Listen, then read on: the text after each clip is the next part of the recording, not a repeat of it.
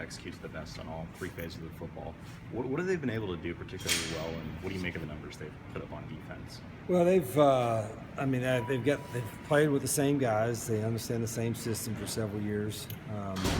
They play it hard. I think they really understand, each defense. In other words, where the strength and where the weakness is, and they're very rarely out of position. What stands out about their defense specifically? Probably just that, that they're always in the right spot.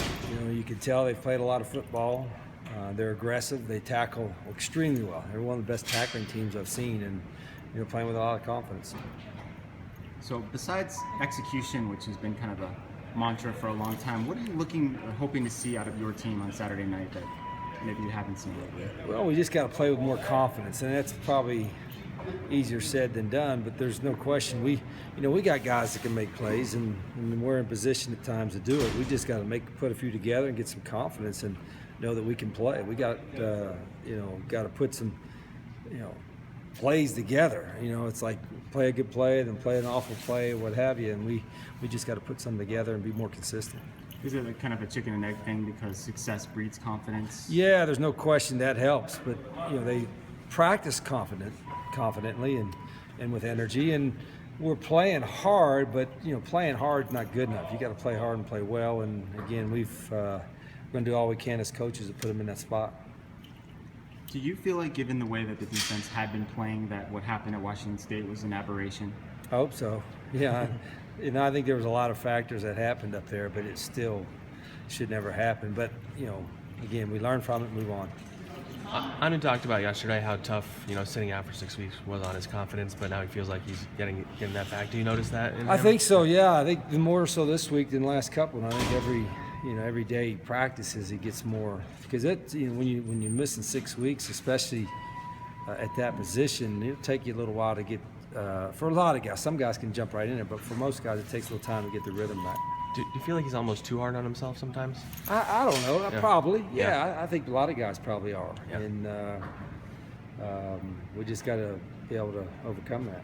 How did you find, or how did Larry Tharp end up coming to Arizona? Well, we were still looking for big bodies. We still need D lineman and O lineman, and he was available and was able to walk on. He's been, he's on the scout team for the most part, and he kept showing up on the scout team. I'm like, we got to at least give him a rep or a chance with the ones or twos, and he's making the most of it.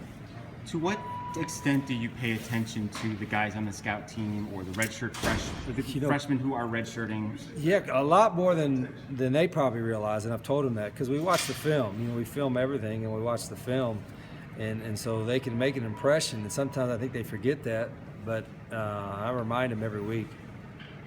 From a recruiting standpoint, does it make sense to postpone visits, or is that not been? Well, we don't. We've had and we'll have some official visits during the season, but because our games are so late and you don't get to spend you don't get to spend much time with them as coaches, but your players don't get to spend much time with. That's the biggest thing. So we discourage it from during the season and try to get them all after the season's over. You mentioned how you kind of going into spoiler mode at this point, maybe ruin someone else's season. Are you kind of in that mode right now of grasping for any sort of way to motivate the team that you can conceive of? Or yeah, it's certainly more difficult than if you're playing for a championship or something like that. So, but you appeal for their competitiveness first and foremost, and I think that should be there all the time. Do you believe that finishing this season strong can help next season, or can help in spring? Yeah, I don't know how much it.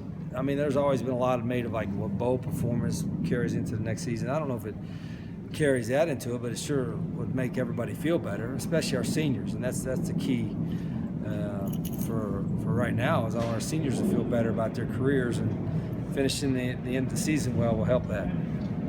You've done this a long time, but is this a season where you can maybe even learn some new things about coaching and just the profession? No question.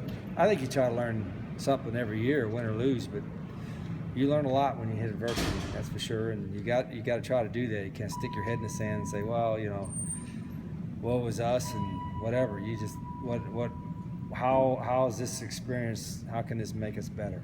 That's our challenge, and that's what we're trying to do. Okay, guys.